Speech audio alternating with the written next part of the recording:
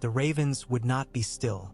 They muttered and shifted on their perches, black eyes bright as polished stones, beaks clicking, as if they could taste the restlessness in the man who watched them. In the rookery, the air was warm with feathers and the ammoniac bite of droppings and the looser scent of old straw. Eddard Stark stood motionless long enough to feel the ache in his bad leg, then moved again, pacing to keep his body from turning to iron. He had written until the candle stubs were small enough to pinch between two fingers. He had sealed until the hand's signet bit a pain into his thumb and left its crowned stag on a field of wax impressed into the backs of his eyes when he closed them. Above them all lay the book that had broken him like a blow, the lineages and histories of the great houses of the Seven Kingdoms, by Grand Maester Malion, a mountain of vellum and patience and small, deadly truths, lying open to a page where inked hair colors marched down a neat column like soldiers keeping order at a funeral. Black of hair, black of hair, black of hair. The seed is strong. The seed is strong, and the realm is brittle. Maester Pycelle keeps these birds, Ser Tomard had warned him, scratching at his gray beard like a dog worrying a scab. They'll croak every word to the queen if he bids. I won't risk Pycelle, Ned had said, and that was why he had come up from the Tower of the Hand himself, why the stink of the rookery clung to his cloak and why sweat crawled, itchy, under his linen. He would not touch the Red Keep's ravens. He had sealed 12 letters, 24, until the wax cooled into a low red wall around his resolve. He had put one into the hands of each of his own men, Cain and Varley and Fat Tom, and sent them out with purses of coin and instructions to ride for Rosby and Duskendale and the smaller holdfasts round the city, where maesters kept smaller rookeries and the queen's eyes grew fewer. No inns, he had said, no cups you do not see poured. Ride into a sept yard, ask for the septon's bread and the old well. Change horses in the safest place you find. Go now and be any man but my man until the letters fly. Varley had squinted along his long nose. If we're stopped, tell them you carry a letter to a mother or a lover, Ned said, folding the last into leather. And if the queen's men take it from you, we will have lost nothing I am willing to keep. They had gone under a sky the color of steel, and now the night hung on the city, soft-bellied and sly, breathing through shutters while peddlers snored. Through the south windows of the rookery Ned could see, if he stepped to them, the long climb of the city walls, the lanterns pricking the dark down to the river, the tower of the Great September sitting pale as a bone set above the black. Somewhere below, Arya would be asleep or pretending, a thin, restless thing whose dreams tangled her limbs. Sansa would be arrayed like a blossom, as the South favored its girls, dreaming of songs and a golden crown. He should be with them. He should be sleeping. But the ravens moved again and clicked their tongues, and the sound pulled him back to the table where Malion's small hand marched. The seed is strong. The door behind him whispered on hinges oiled too well. He did not turn. Only one man came and went in the Red Keep without guards speaking his name. The other came without sound at all when he wished it. This is a warm place for a man of the north, said the soft voice, and a dangerous one. The birds see much. Enough to speak treason? Ned said, I would hardly know treason if it lay before me on the table in fine square letters, my lord, Varys said. He stepped into Ned's sight on cat feet, hands folded like a penitent. Treason comes in such ugly clothes: anger, stupidity, the sudden lack of patience that makes brave men do foolish things. If a letter is treason, it is a very polite kind. His eyes skimmed the broken candles, the seals. How many polite kinds does the hand keep with him tonight? As many as the realm needs, Ned said. Varys' smile was winterline. You play a large game suddenly. Not suddenly, Ned said, and he could hear winter in his own voice, the hoar that crusted a river's edge before it froze down to rock. Too late. Varys tilted his head, and the lights found the powder on his cheeks, the careful shine of his lip. Pycelle will learn. He knows every feather in the keep. Cersei will learn also, and then she will do what she must. She will do what is in her nature, Ned said. He put his palm flat against the book, feeling the roughness of vellum. I have no space left for her nature. The queen's nature requires teeth, Varys murmured. Enough strong wine for a king to sleep like a child. A huntsman's horn. A boar with a temper. There are many ways to end a tale. Not this one, Ned said. And at that he lifted the wax-stuck pile, one by one, and slid them into a leather satchel, slow as if each were a stone going into a cairn, marking a grave. Varys watched him with the still concern of a man considering the shape of rain before he sells his silks. You mean to send to whom? To those with a right to know, Ned said. To the lords of the realm. To Stannis on Dragonstone. He closed the satchel. The strap bit his palm. And to the High Septon. Varys's breath moved. The faith will not enjoy this truth. I have no song for their enjoyment, Ned said. Only the truth. Varys's hands fluttered like pale birds and fell back perfectly still. There are truths the realm survives and truths it does not. I wonder which you have chosen. Ned looked down at his hands. The scars along his knuckles were white in the candlelight. If the realm founded itself on a lie, it is no realm I can keep. He lifted the satchel. It had weight, and with it came a corresponding lightness in the chest, as if a band were cut. If you hope to keep your thieves alive, Master of Whisperers, tell them to watch the roads east and north tonight, and tell them to blind themselves when they see a Stark rider.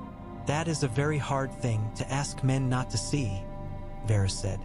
But when he swept out, silent as a robe falling, Ned knew he would. The second visitor did not wait to be admitted. The door struck the wall with a sound like a palm slapping flesh. You will ruin us? Renly Baratheon said, beautiful as a played-out song, all brass and easy laughter, but his eyes needle blue and hot. You will bring the keep down on your own head like a farmer bringing a storm into his field. I mean to bring the truth into the light, Ned said. Renly strode past the ravens. One croaked and fluttered, and jerked his chin at the book as if he had a right to every page in it. What you mean to do is what you always mean to do, what is right. It will kill you, Stark. Listen, we have hours. Less. The Queen suspects something. She hears whispers. You know the way of it. His hand made a quick shape through air, cutting. We take them now. The girl and the boy, no, don't glare, my brother's brats, so I believed. But there is a time to put the realm before the lines in one book. We seize them, the Queen, her brother, all of them, tonight. I have men. We have the watch if we move quick. Once they are secure, Robert returns, and we tell him whatever tale you like about why we moved so swift. He will be half drunk and all glad someone kept the keep from some mischief. He will sign whatever you set before him. But move now. Don't send polite letters into the jaws that are closing. Ned bore him with his eyes. And then we keep children in irons, if we can find manacles small enough, and we use the king's justice like a cudgel for the king's peace. I will not take children in the night. Renly's laugh was short and hard. Oh, gods preserve me from northern notions. They are not children when they wear a crown. And you will be dead at the end of that long thought. Perhaps, Ned said, but I will be myself in dying, and the realm will still have the truth. Renly's face changed, as if a draft had crossed him. He studied Ned for a long breath and then turned in one swift, practiced movement for the door. I hope your truth is worth a dead hand and a ruined house, he said without looking back. I hope you find it sweet in your mouth. I will be gone before dawn. I am not fool enough to lie in this bed when you have set it alight. The door went again. The ravens blurted out their disapproval and settled. Ned stood very still and let the silence come back to him. Somewhere below, the city turned in sleep, showing its dirty shoulder to the moon. He took up the satchel and his cloak. In the corridor, the air felt a little cooler, the stone sweating night.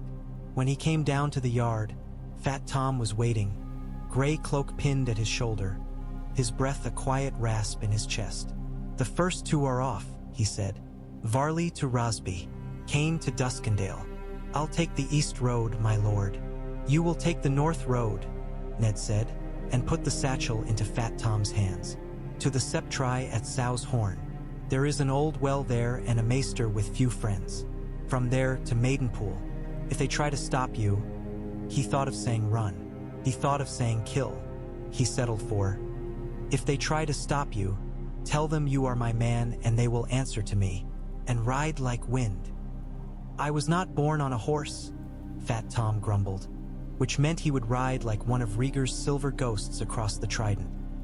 He swung up, grunted, and vanished through the postern gate with a clatter of shoes that seemed loud enough to wake the Queen's dreams. By dawn, Ned had slept an hour in a chair, his neck a knot and his mouth full of old smoke. The day came pale and flat.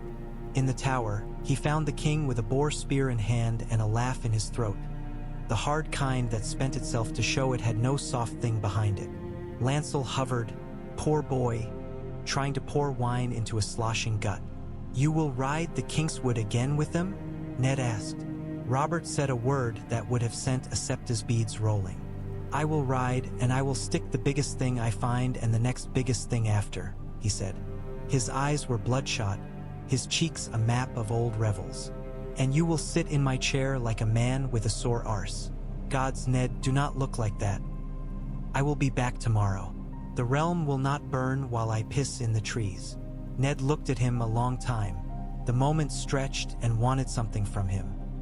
He wanted to say it, to lay the book on the rushes and the children's hair beside it and the truth between them and say, look, and watch Robert face the thing that would kill him another way.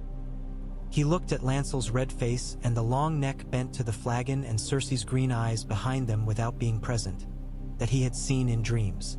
He said only, I will hold the realm as best I can, and the moment closed like water around a thrown stone and took his voice into it. Robert clapped his shoulder so hard the bruise would bloom later and went out, barking for his dogs. The hunt left a wake like ships on a green river. The keep became quieter as the sun went up, quieter until the quiet slipped into nerves. He signed decrees and refused others. He sent a letter to Dragonstone with a warded seal carried by a ship he paid for with coin counted out under Varys's tired eyes. He sent another to the Great September under a strip of gold from Littlefinger's chests. For the candles, he wrote in a firm hand, and the prayers, he waited for the hours to pass. By the second hour past midday, Pycelle found him a pretext to come puffing, a sheaf of vellum caught against his vest like a lover. He was all apologies, all little coughs, the smell of Maester's oils rising from his beard like steam. These matters, my lord, there are so many matters, he wheezed. And you so burdened, so burdened. What do you want from me, Maester? Ned said. Only to serve, Pycelle said, smiling with his damp pink tongue. It is my unhappy duty to tell you the Queen has concerns. Whispers reach her. Your men ride a great deal. Letters fly. If only you would consult the council before so weighty a... The council leaks like a cracked pail, Ned said. I am hand of the king. If I move slowly, it is because I am weary of wiping up other men's spills. Pycelle bowed, which looked like a napping bear learning humility. But of course. Yet, if you could see your way to meet the Queen for a small word, when the king returns, Ned said. Not before. He knew then that she knew. He knew too that it did not matter. The letters were in the sky. The realm had eaten the first bite and would taste the rest by evening and into tomorrow, north and east and west like the opening of an old wound. That night a storm breathed off the bay, mild, carrying the sea's damp hand across the city to pat the tiles. Ned woke from a chair-stiff sleep with the taste of iron on his tongue. A boy was in his doorway who should not have been there unless a gate had opened in a wall or a god had lifted him. Yoren of the Night's Watch, coal-black hair hanging in greasy ropes, stood behind him as if he were only a shadow cast by the boy's fear. Lord Eddard, Yoren said. Best rise. What is it? Yoren stared at him from under his thatch the way a dog watches a man's hands. Boar, he said. The king sends word. A boar went mad, or the king did. Either way he wants you. They went through the keep in a hurry that kept careful not to look like a hurry. In the king's chamber the smell of blood and wine were sisters. Robert lay great and white and going gray around the edges, eyes clear from pain and the distance that comes when a man can see where the road breaks off. His hand was around Ned's before Ned could kneel. "You'll want to say, 'I told you,'" Robert muttered. "Say it and be done." "I told you to keep from the wine," Ned said, very calm. "I did not tell the boar anything." Robert's laugh was all hurt. "It had tusks like swords. Brave thing. Better than a bed." He coughed, and the sound was wet. The smell of boar was everywhere, and the queen paced at the far end, and Joffrey stood lean and sneering by the window, and Sandor Clegane stared at his boots as if they were strange. Barristan Selmy was there, too, pale with rage he would not show. Pycelle bent with his leeches that had found nothing left to suck. "Leave us," Robert said. Cersei took a step forward. He did not look at her when he said, "You least of all." She went with a hiss that was almost a laugh. Joffrey went last. His eyes cut Ned like little knives. The door shut. The room breathed. Robert lifted his hand. "Right," he said. Ned wrote. This time he did not soften the words. He did not write rightful heir. He wrote Stannis Baratheon by name. His hand did not tremble when he pressed the seal. He put the vellum into Barristan's hands himself. The old knight bowed over it like a man kneeling to a sword. "Guard it with your life," Ned said. "With my honor," Barristan said. He drew a breath. "My king." Robert waved them both away. Then his fingers found Ned again. "Ned," he said. And for an instant they were only two boys in a bailey throwing sticks at a raven to hear it curse. I always wanted, fuck it. I wanted joys, and I got them, and they made this." His hand went down to his belly as if it were someone else's. "Make it right." "I will," Ned said. Robert nodded and turned his head. The light somewhere outside changed. There was no great sign, only a soft emptying. Ned stood with it and felt the world tilt. Inside the hour, the queen came like storm weather. The will was a hard shape under Barristan's arm. "You will give me that," Cersei said. "I will give it to the council," Barristan said. "You will give it to me." Her smile was winter-worn. "Or I will have Janos Slint take it from your bones." Barristan's mouth became a single white line. "You do not command the Kingsguard." "I command the city," she said. "And I command whatever I like until my son puts on his crown. Lord Stark, you have made a long misery of this day. Now you will bend your neck to end it." Ned felt the presence of the paper in Selmy's hands as if it were heat. He saw the city as a map laid on the floor and the pieces moving across it. Renly already gone, Littlefinger smiling, Varys measuring, the gold cloaks with their purses heavy. He saw the letters he had cast into the sky going like sparks into dry grass all across the realm. He said, very simply, "No." When the watch came, they came fast and polite. Then the politeness ended and the fastness turned violent. Meryn Trant with his flat dead eyes told him, "Your swords." And when he handed none, men took them. Janos Slint looked as proud as a pig with a string of pearls. Cersei did not smile. She watched. Barristan moved.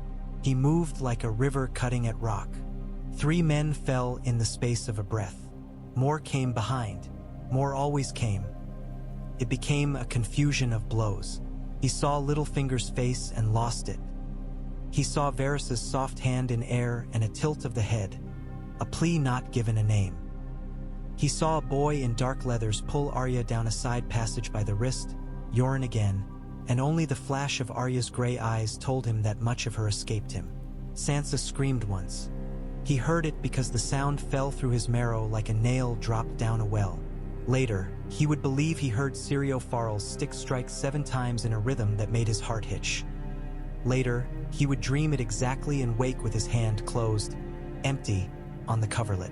They put him in a cell. Varys came that night and afterwards and said many soft things which meant less than their tone, and slipped water through the bars and meat under a cloth, and at last a key no larger than a match and twice as sharp. "You may choose to live," Varys said. Such sadness in him, as if he were speaking to a good dog that will not bite the hand that beats it. "But you will not choose for the realm.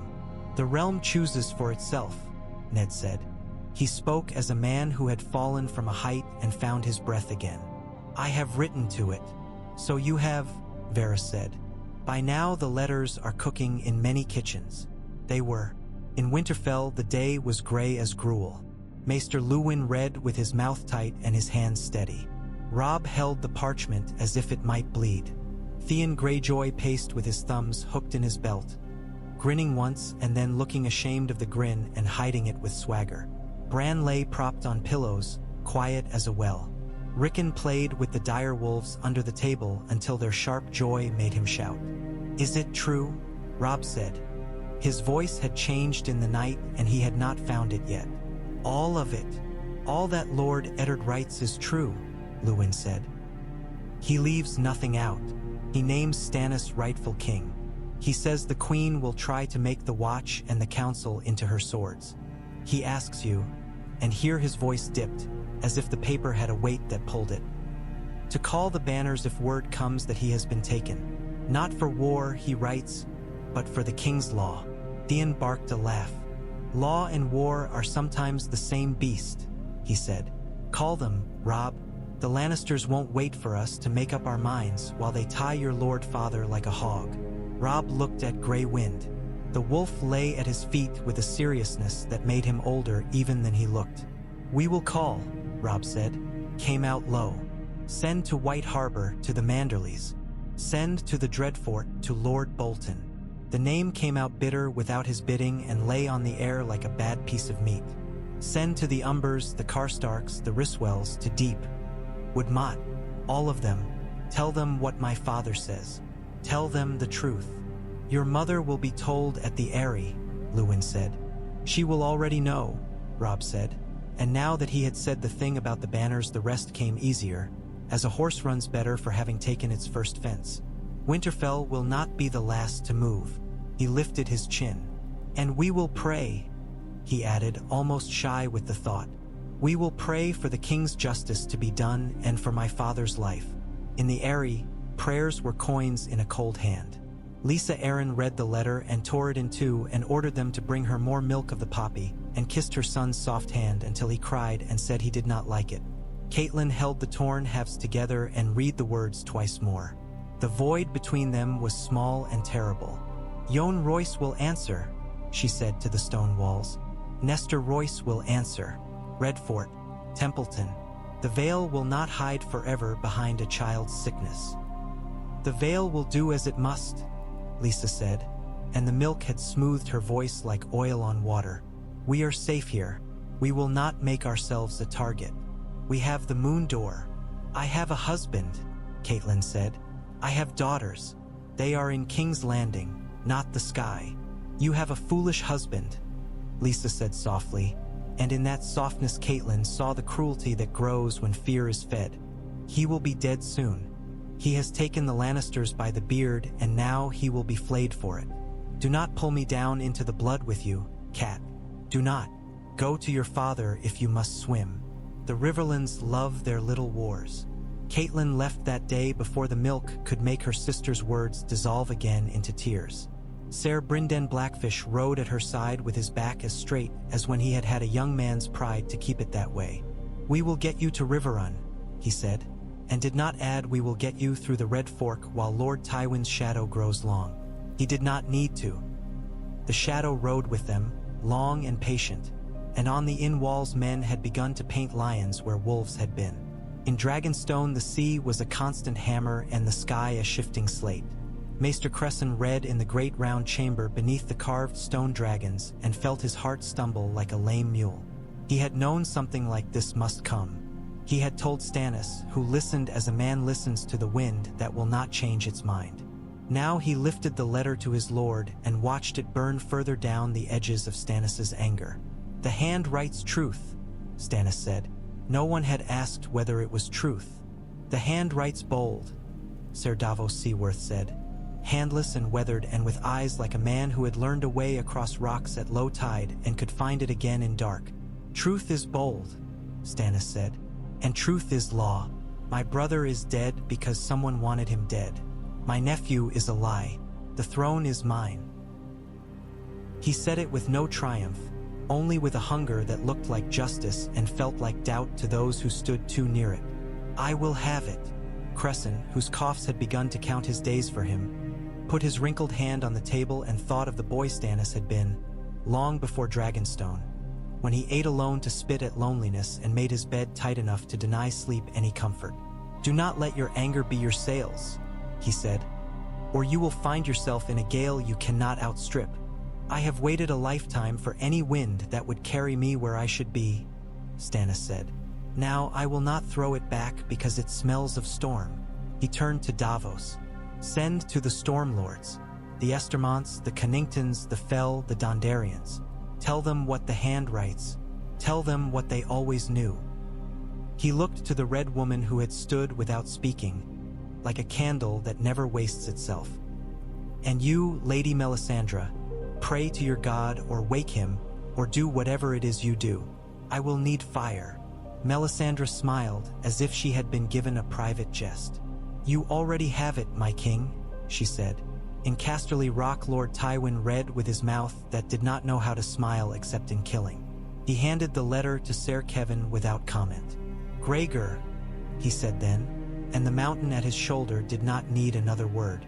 A moment later men were moving, quiet as poured oil.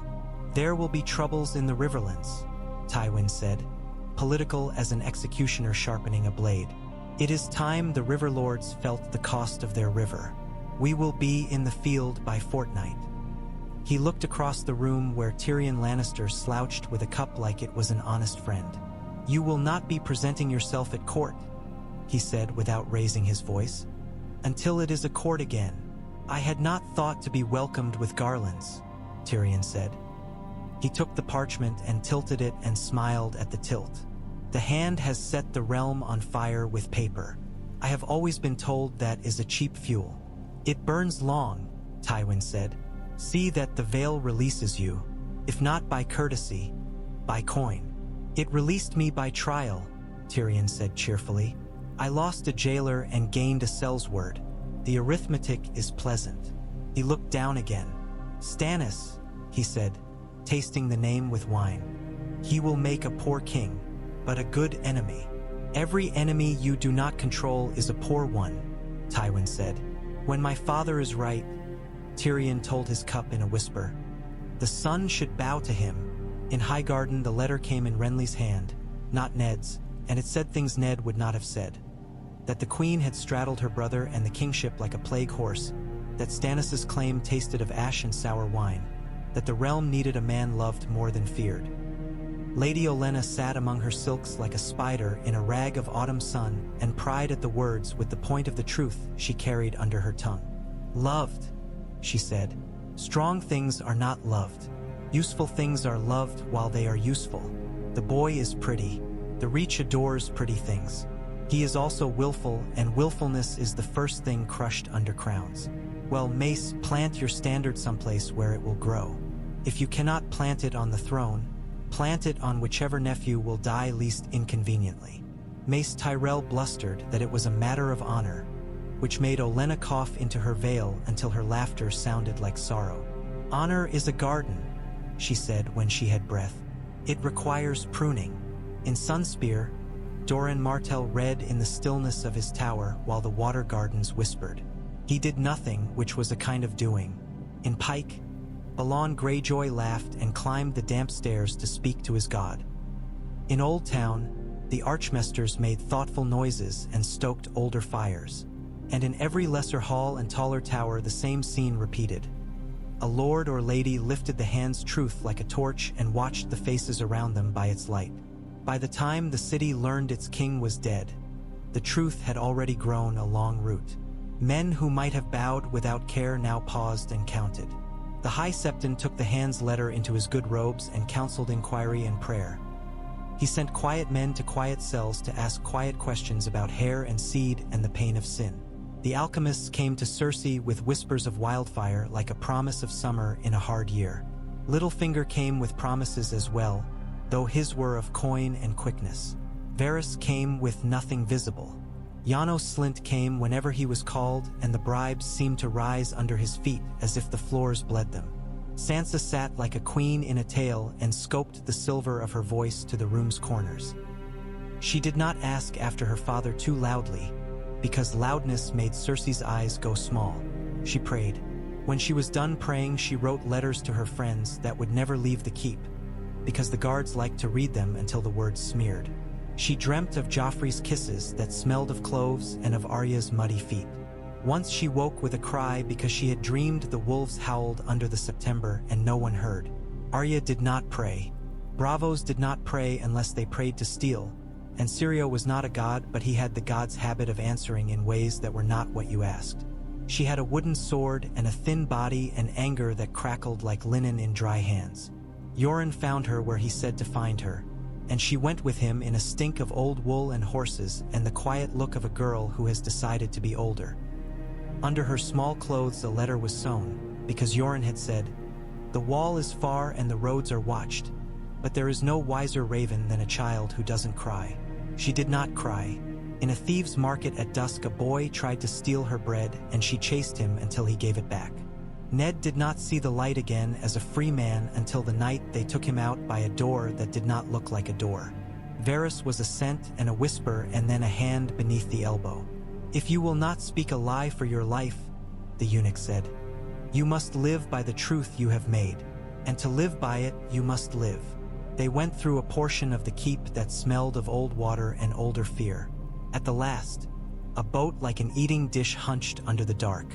The oarsman was a man with his hair pulled down to his chin and a scar like bad thread across his cheek. He said nothing. In the belly of the boat Ned had room for his leg and a thought. Cersei's net was too wide to slip.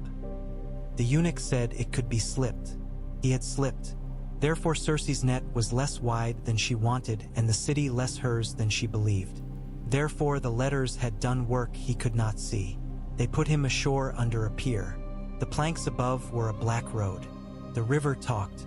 Varys knelt and dabbed his fine shoes with a square of linen. "There will be 7 purses changing hands this night," he murmured. 6 will tell others to look away. 1 will tell another to look very closely. I cannot silence every eye. "I have never asked you to," Ned said. "Your lady waits," Varys said, and the word made Ned's breath catch. But it was not Catelyn, not yet. The lady in the shadow of the piling was not his wife, but the shape of the realm's first justice and last. Ser Barristan Selmy stepped forward in plain mail with his silver hair hidden under a drab hood. "Lord Stark," he said simply. "You are dismissed," Ned said, remembering the throne room and Cersei's sword of words. "Or so you were told." "I do not accept dismissal from usurpers," Barristan said. "I accept my choices. I choose to keep the king's law." "Come." "There is a ship." There was a ship, a lean thing that had seen too many rough seas to admire any new one. Its deck smelled of tar and onions. Under the smell, something like hope. They lay down upon kegs and sailcloth. The night moved over them and left them still breathing when it was gone. You see, Ned tasted salt like new blood. At dawn, Dragonstone's blunt silhouette rose from water like a sullen animal that had slept in fire. They made the docks under banners that said nothing yet to strangers. On the quay, men watched with hands on hilts and faces ready to become something. Ser Davos was there to meet them, a hat like a battered bowl on his head. "Lord Stark," he said simply, "you've leaped from a lion's den into a lion's bed," some would say. "Some have never slept in winter," Ned said. His weight had shifted since he had left the cell. He felt hollow and heavier at once. "Take me to Lord Stannis."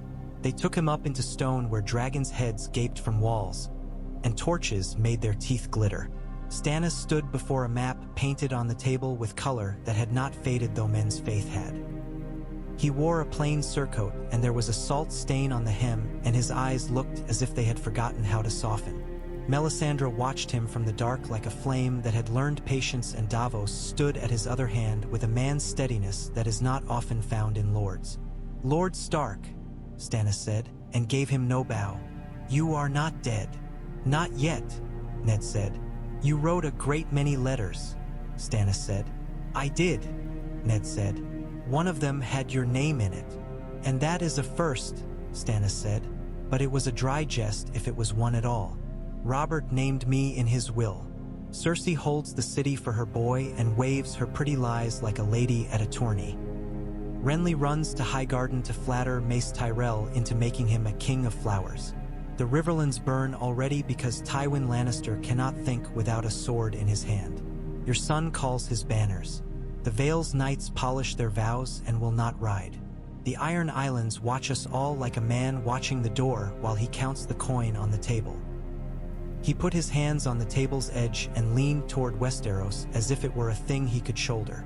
So, shall we make a kingdom out of this mess? Or only win an argument and lose the world? We keep the law, Ned said, because the words were the steel in him and he could not unsay them. We will not burn children to make fires bright. We will not poison a city to cure it of lies. We will not cut throats in the night and call it duty. He looked at Melisandre. We will not worship shadows and call them light. Melisandre smiled again, as if the insult were only a trinket she might set on a shelf with others. You will not, she said, but the Lord you seek to serve may do what is needed. Needed? Ned said, and he thought of Renly's swift hands and Cersei's sharp green laugh and the moment he had not spoken in the morning of the hunt, and the rough, salt smell of Robert dying.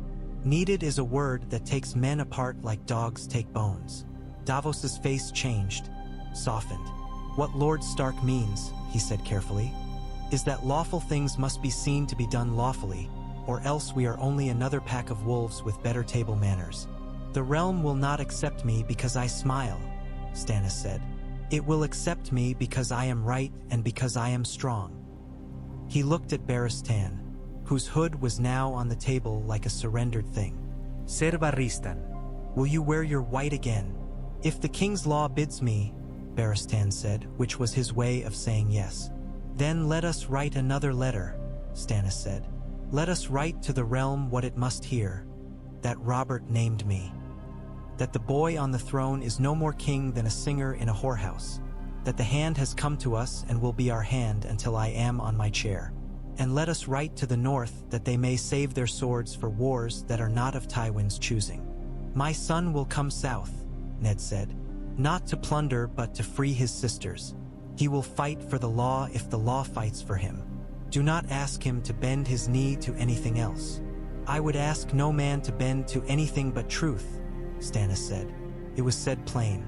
It might even have been truth.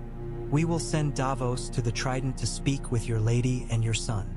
We will send Ser Courtenay at once to remind Storm's End whose castle it is, even if the man inside has forgotten. We will build ships and we will talk to the men who own ships and we will take what we cannot buy. And as for the city... He looked down at King's Landing painted on wood, at the green tongue of the Blackwater and the lions drawn in bright paint as if they were the same kind of thing as streets. The city will come to heel. It will be hungry. Truth is a hard bread, but it fills the belly. On the second day in Dragonstone, Ned climbed to the parapets, legs stiff, to let the sea's voice take some of the cities from his ears. It was gray to the last horizon, a cold color he knew. Wind drew tears from eyes that had not wept, and he let it. On the third day, a raven came with a broken feather, and its letter said that Jaime Lannister had ridden with a cruel joy through the Riverlands and burned a holdfast and taken a score of prisoners. On the fourth day there was another letter, and it said with a quiet the writer could not have meant that Ser Edmure Tully had pulled men in from the fords and that Lord Tywin had taken advantage and crossed at last. On the fifth day Davos sailed with a chest of words and a head full of better ones. On the sixth day, Melisandre came to where Ned stood alone before the carved maw of a dragon that had eaten some mason's life. She seemed to attract the wind to her skirts and tame it there. You carry the old gods cold in you, she said without preamble. It is a rock. It can hold against the sea until it learns that sea is patience. I am content to be a rock, Ned said. You are content to be broken, she answered.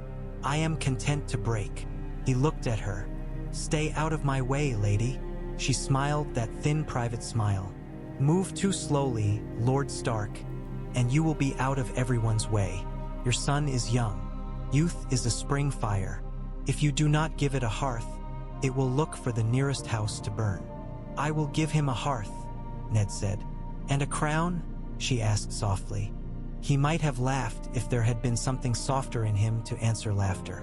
No, he said, Not unless the realm breaks and the pieces cannot be joined.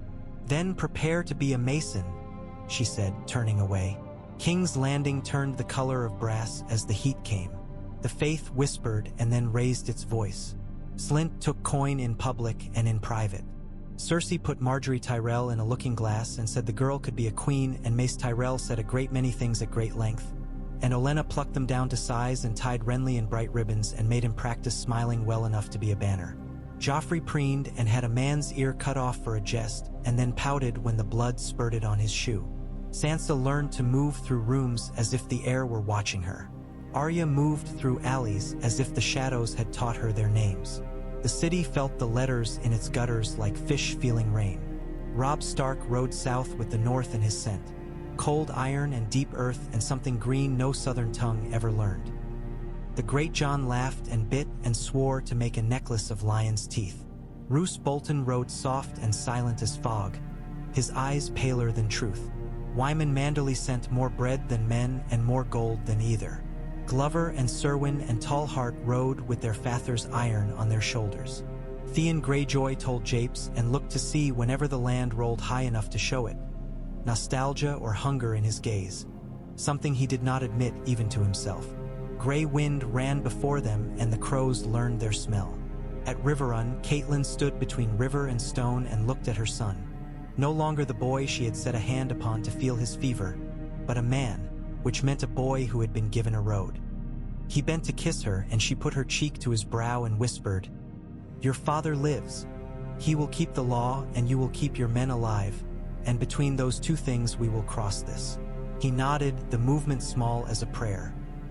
When Davos came to them at the ford with the smell of the narrow sea clinging like poverty to his clothes, and a letter with Stannis's hard, straight words, Robb listened until the end and then kept listening inside his own head. "If we give the king our swords," he said at last, "will he give me my sisters?" Davos looked at his crotched, empty sleeves and then at Robb with a man's kindness. "If he says he will not lie. But he will do it in a way that makes you dislike it." "I already dislike everything," Robb said. "It makes choices easier." He drew breath. "We will fight Tywin Lannister. We will cross the Green Fork and E will cut the Kingslayer out of his golden skin if the gods permit. And we will write to Dragonstone and tell Lord Stannis that we will hold the trident for his law." He looked at Catelyn, seeking her face the way a man seeks the shore. She nodded. The river went on moving as if no man had ever put a foot into it. At dawn the host moved like a gray beast. The whispering would keep their secrets, as it had when they were only birds, and gave them back as echoes. Jaime Lannister's oaths breaking like brittle sugar under Grey Wind's teeth. The Grachan's laughter when a lion's helm rolled to a root. The quick, wet sounds men make when death is sudden. Robb came out of it with his sword black and his hair full of leaves and something older in his gaze. "Send to Lord Tywin," he told the hornblowers. "Tell him I have his son and a leash long enough to lead him back to Casterly Rock." Catelyn watched him, pride and terror like two dogs that hated each other pulling her heart in different directions. She thought of her husband on Dragonstone under a sky without mercy and her daughters under a queen who had never met the word. She thought of the boy she had married who had ridden down the Traveler's Way with his cloak full of snow and his eyes full of summer. She went to her tent and prayed to the mother, who might understand the smallness of every choice when a mother must make them. On Dragonstone, Ned and Stannis bent their heads over the painted table until both their shadows covered the crownlands. "We cannot wait," Stannis said. "Every day the boy sits the throne, another day the lie takes root deeper. The Tyrells will come to him through Renly, and then we will face two hosts, not one. The alchemists are foolish children, but even fools can light a city on fire if you give them oil and time." "We will not burn it," Ned said. "We will not take the city only to give it back to ash. If it burns, it will be because a woman loves her sin more than her son," Stannis said. "I am not a fire. I am a man with a sword." "You are a king with a law," Ned said. "Let me go first." Stannis's face did not change, but Davos's did, startled. "Go? Where?" "To the city," Ned said. "To the September." The High Septon has a letter with my name on it and my seal. There are candles burning for the truth that is not being spoken because men fear swords. There is a way to cut with words that leaves less blood on the floor. You have not seen words cut as I have seen, Stannis said dryly. I have, Ned said, and he remembered Robert's last breath and Cersei's eyes while Janos Slynt said, your swords and Varys's sad, careful hands. But there are still words men will follow rather than swords, if they are given the chance. You will not make a chance out of a queen, Stannis said. No, Ned said. I will make it out of a crowd. The plan, when they made it, was a net woven loosely enough to draw the biggest fish because it did not look like one. Davos would take a fast ship to the mouth of the Blackwater and put Ned up in a fisher's boat with 2 silent men and a boy who had learned to row before he learned to walk. Ser Barristan would go separately. The city would smell him coming in steel, and that was the point. He would present himself in the square of Baelor as a man who had served justice longer than some lords had lived and call for the faith to hear a treason in the open. Meanwhile, the fisher's boat would put Ned up under the bridge of a granary where rats believed no men could fit, and there he would trade the stench of fish for the stench of a tanner's yard and follow the line most men do not know between tan and soup and offal until he stood under the September among the beggars. There he would kneel and wait for the bells. On the day it happened, the sun was too bright, the air too still, as if the gods held their breath to watch men make foolish, beautiful things. Barristan went in by the fire gate with no helm, his white cloak rolled and hidden, his sword peace-belted and still eating light. The crowd felt him come the way water feels a falling stone. He walked to the foot of the September steps and called, in a voice that made the pigeons startle, for the High Septon. Bells began to move. They were not the same bells that had rung for Robert's coronation nor the bells that would someday ring for Joffrey's wedding. These were older and less certain and palsied in their tone, but they rang, and a crowd came with them, bodies pressed, breath mixing, faces tilted as if the sky spoke through the bells. Ned was on his knees when he felt it, that tremor that passes through men when the possibility of something truer than habit opens before them. He felt the raw plank under his palms and the sweat on his neck and the salt in his mouth and thought of Winterfell's godswood, the red leaves and the face too old for men. He thought of the book and the column of words, black of hair, black of hair. He rose into a press of bodies and moved with them, a disused man learning a crowd's language. When he reached the steps, he looked up and saw the High Septon framed by the September's dark and the city's bright, his face a candle stub. Barristan stood below him like a man who had gone to war without his armor. By the king's law, Barristan said, I call for hearing. The hand of the king has a truth, and the realm must hear it. Cersei came fast, faster than men expected a lady to move, as if she had known their plan without being told and had been waiting all along for this hour to show them how much they had underestimated her. She brought Joffrey and Tommen and Myrcella and the Hound and Meryn Trant and 50 men in gilded steel and the crest of the Lannisters on shields bright as apples. She smiled up the steps. We do not hold parliaments in the street, she said sweetly. We let whores talk in the street and thieves confer. We do not hear the king's justice while pigs root nearby. The faith hears confession wherever sin is found, the High Septon said, and looked suddenly as if he had remembered being young and had bent his knee then to something harder. What is this truth? The truth of a crown and a bed, Ned said, and the words came steady, and the crowd's move made a lane where there had been none, and he was there, between the Hound's shadow and Barristan's stillness, smelling the Queen's perfume and the heat of men. He did not shout. He did not flourish a parchment as if it were a sword. He said the names as if reciting the dead. Robert Baratheon is dead. His will name Stannis Baratheon as his heir. The Queen's children are not the King's children. They are the issue of her brother. The seed is strong. He did not know he had said the last aloud until the crowd took it and his own words came back to him with rougher edges. The seed is strong. And strangers' voices made it into a thing like a hammer. Cersei's face did not change. She had known this blow would land and had taught her face not to flinch. But a woman near Ned cried out a sound like a crow, and a butcher spat on the ground and then looked around as if to take it back. And a boy laughed, not knowing why he laughed, and a thin old man made a sign before his face. The bells had stopped. The hush that came after was not peace. It was the space men leave when they pull their hand back before a cut. Cersei lifted her chin. "Take them," she said. She meant Ned and Barristan and the High Septon if he moved his mouth wrong. But the city had learned something in an instant that it could not forget, and the gold cloaks moved as if each man's legs belonged to a different master.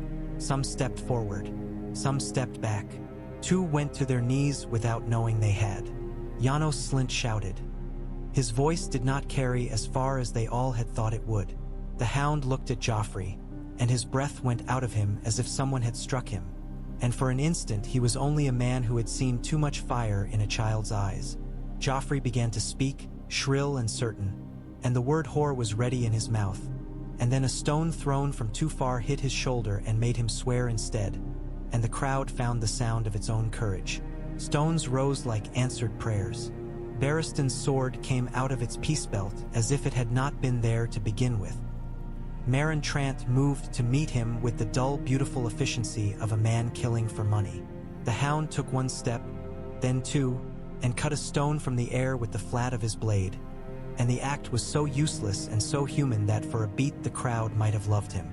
Then blood moved, and men moved for blood the way dogs move for meat.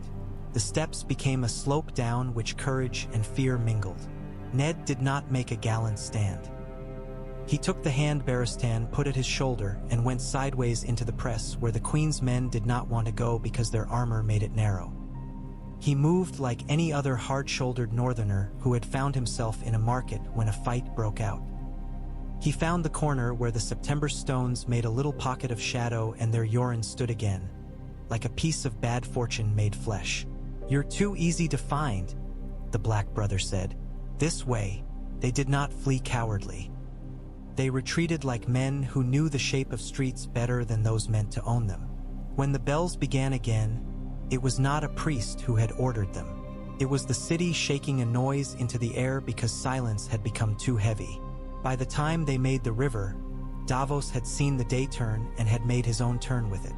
The fisher's boat was where it should be.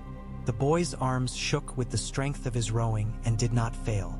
When the sun fell at last, the rumor rose in the city like summer flies. The Queen's children are made of sin. The king named his brother. Wolves come south. Lions bite the river. The bells ring for bastards. The faith sees what we see. The seed is strong. On Dragonstone, Stannis listened to Davos tell the shape of the day. He listened without moving his face, and then he went to the table and put his hand where King's Landing lay painted and pressed until his knuckles whitened. "We go," he said. "We go now." "We will not go in a blaze that eats us," Ned said. "We will take the river and the city will open its gates or be pried by law." "I do not own a pry with a name like Law," Stannis said. "Then you must learn to," Ned said. And men who had learned swords measured the 2 men there and wondered which would be the sharper edge. South and east and west, the letters had done their quiet killing. They had made men look at their wives and their sons and wonder what was true, which is a thing that makes men dangerous and beautiful. The north moved under Robb. The Riverlands bled under Tywin and bared their teeth anyway. The Vale polished its vows a little more. The Reach began to move in a clatter of blossom and iron. The Stormlands gathered thunder. Oldtown wrote letters in neat small hand that would arrive too late, as old men's letters do. Sunspear watched and held its breath and remembered the smell of dragonfire and the taste of oaths broken. In the evening, on Dragonstone, Ned went to the parapet where the sea came up as if to offer itself to stone. He thought of Catelyn's fingers along his jaw the last time she had touched his face, of Robb's hair sticking up after a ride, of Sansa's careful hands pinning a flower to a sleeve, of Arya's unconscious scowl when she was thinking too hard, of Bran's laugh before a fall, of Rickon's fierce little arms. The wind took his breath and gave it back. He could not make the realm into Winterfell. He could make the law into a hearth if he held to it when it burned. He could make his letters into a bridge if enough men would walk upon it. Behind him the torches along the wall stirred in the wind and drew their smoke thin. He turned. Ser Barristan was there, old and strong. "I feel as if I have come to another life," the knight said quietly. "I do not know that I like it, but I do not dislike it." You have been here before? Ned said, thinking of another rebellion and another king and another truth dressed up as glory. We are only men walking the same road with different stones loose and different ones set firm. And you? Barristan asked. Are you the same man? I am the same, Ned said, and hoped it was true. He looked out across the water at the dark place where the mouth of the Blackwater would be if a man could see the world from so high. Tomorrow, he said, and it was not a promise because promises are food for gods, not for men. It was only a word to fill the space where fear might have put another. Tomorrow, the ravens, across the realm, settled to their perches with their feathers sleek and their crops light. The night lay down. There were songs in the taverns and prayers in the septs and knives being whetted in the dark. Somewhere a boy pressed his ear to his mother's breast to hear the sound of her heart, and somewhere a man held his breath to hear footsteps on a stair. The letters had flown. They would keep flying, by tongues and by fears, long after the wax had cracked and the seals had gone to lumps. The seed is strong. The law is stronger. Which would flower, and how, lay in men's hands now, and men's hands are strange, capable of both the softest and the hardest things. Dawn smudged up, a thumb across ash. On the decks of Stannis' ships, men loosened ropes and spat to make themselves less dry. In the alleys of King's Landing, men woke with their tongues sticking to their teeth, and their first thought was not of work but of what men had screamed in the square about the Queen's shame. In the Riverlands, a boy from Seven Streams held a spear he had never held before and told himself he was a man. In Highgarden, a woman with thorns counted the names she might ruin and smiled with all her small sharp teeth. In Winterfell, a wolf raised his head and howled, and the sound went under doors and into bedclothes and into bones. Ned Stark tightened his sword belt and felt the stiffness in his bad leg and the stiffness in his resolve and found them equal. He went down to the great painted table where Stannis waited with the map and all its false order. It was time to make of the realm not a map but a thing that could be held and handed over whole. He put his hand next to Stannis's on the paint. Davos's shadow fell across both their hands like a tied knot. We go to bring the law, Ned said. We go to take the throne, Stannis said.